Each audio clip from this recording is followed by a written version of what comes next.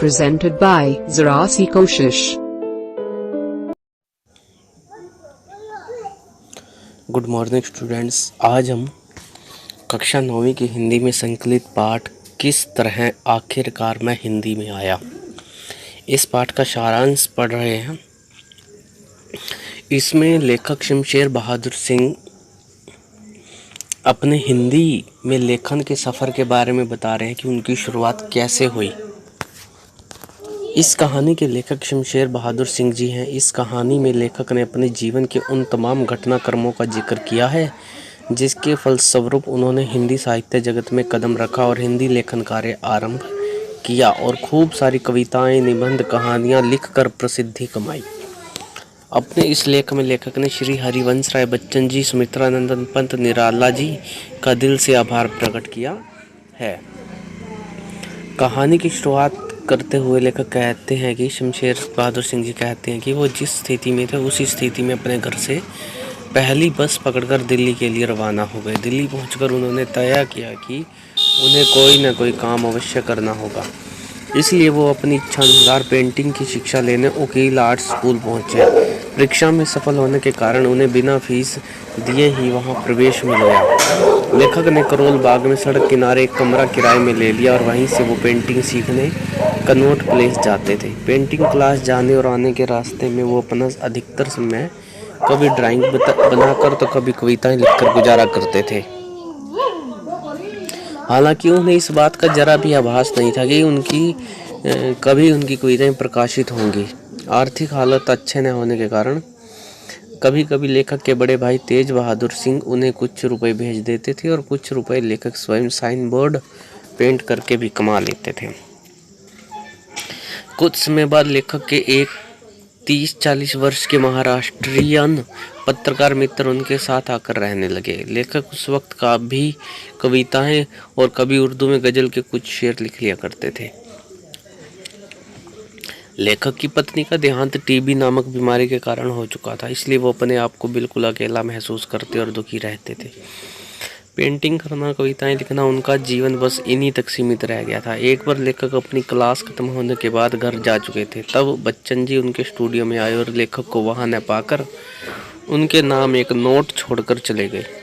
लेखक कहते हैं कि उनकी एक बहुत बुरी आदत थी कि वह कभी भी किसी के पत्रों का जवाब नहीं देते थे। लेकिन कुछ समय बाद उन्होंने बच्चन जी के लिए एक अंग्रेजी का सोनेट लिखा, लेकिन वह उससे बच्चन जी को नहीं भेज पाए।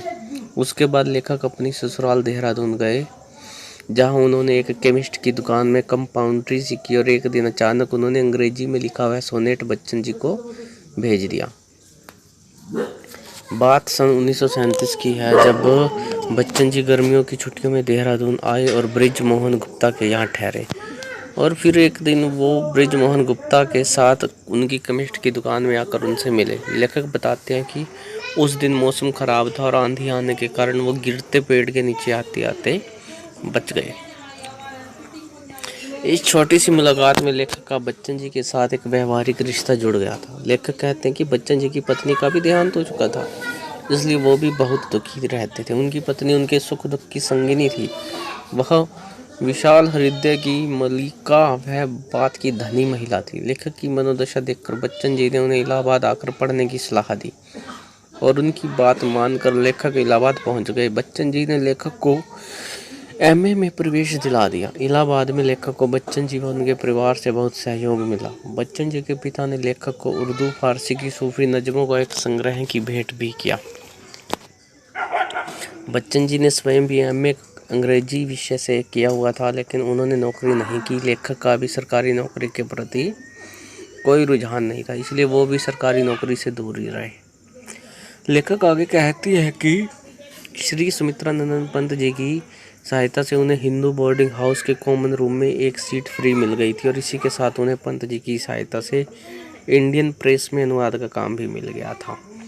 यहीं से लेखक ने हिंदी कविताओं व लेखन कार्य को गंभीरता से लेना आरंभ किया। लेखक के परिवार में उर्दू का माहौल होने के कारण उन्हें उर्दू का अच्छा ज्ञान था, लेकिन उनका हिंदी लिखने का अभ्यास बिल्कुल ही छूट चुका था। बच्चन जी की मदद से उन्होंने पुनः हिंदी लिखने में महारत हासिल की। उनकी कुछ रचनाएं सरस्वती और चांद में भी छप चुकी थी। अभ्युदय में छपा उनका एक सोनेट बच्चन जी को बहुत पसंद आया। लेखक कहते हैं कि उन्होंने पंत जी और निराला जी ने हिंदी की ओर आकर्षित किया। अब बच्चन भी हिंदी में लेखन कार्य शुरू कर चुके थे। लेखक को लगा कि अब उन्हें भी हिंदी में लेखन कार्य करने के लिए कमर कस लेनी चाहिए। लेखक लाख कोशिशों के बाद एमए नहीं कर पाए, जिसका बच्चन जी को बहुत दुख था। लेखक ने अब हिंदी कविताएं लिखनी प्रारंभ की और उनके प्रयास सार्थक भी रहे। सरस्वती पत्रिका में छपी लेखक की एक कविता ने निराला जी का ध्यान खींचा और इसी के साथ लेखक ने और कुछ निबंध भी लिखे।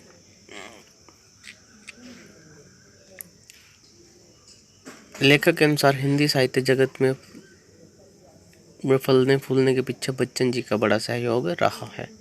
लेखक कहते हैं कि बाद में वो निश्चित रूप से बच्चन जी से दूर ही रहे, क्योंकि उन्हें चिट्ठी पत्री तथा मिलने जुलने में अधिक विश्वास नहीं था, लेकिन बच्चन जी हमेशा उनके बहुत निकट रहे। लेखक कहते हैं कि बच्चन जी का व्यक्तित्व उनकी श्रेष्ठ कविताओं से भी बहुत बड़ा व अद्भुत है। बच्चन जी जैसे व्यक्तित्व के धनी व्यक्ति इस दुनिया में कम ही होते हैं। तो कल हम इसी पाठ के प्रश्न उत्तर करेंगे। Powered by PK Star 007. Powered by PK Star 007.